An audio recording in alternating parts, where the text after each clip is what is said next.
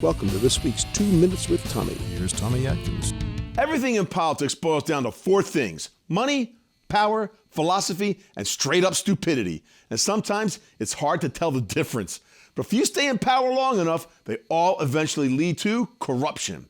And today, Washington, D.C. is a skyscraper of sleaze built upon a swamp of corruption, and everybody knows it.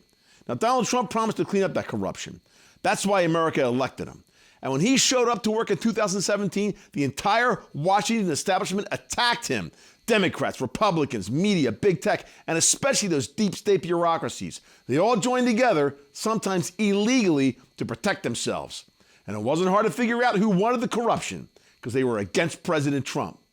So let's take a good look around Alaska. You see anything that looks a little bit wrong? Oh yeah, this is an energy state, famous for independent thinking people who love freedom and love jobs. And last time I checked, Alaska voted overwhelmingly twice for a guy who pretty much fits that mold perfectly. So I asked myself, why would any politician from Alaska try to put the screws to that guy? And all I see are bad answers.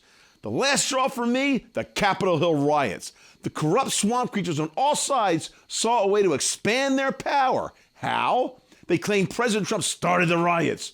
But I watched his speech. He specifically asked everybody to protest peacefully. And those riots started an hour and a half before President Trump finished his speech. Trump didn't start the riots, and everybody knows it. So who would feed you that lie? And why? That is a great question. Now, Joe Biden got elected with a lot of unanswered questions, about 20 million of them.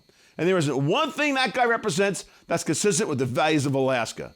So why would a politician from Alaska attack President Trump, especially using an obvious lie, especially when it helps Joe Biden? Why would they do that? Well, it goes back to those four things: money, power, philosophy, or just plain stupidity. And it's time for some answers.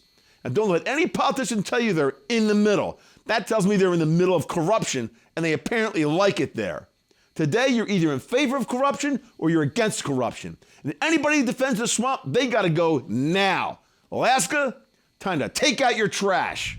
This has been the exclusive opinion of Tommy Atkins. Be sure to watch Tommy's Garage.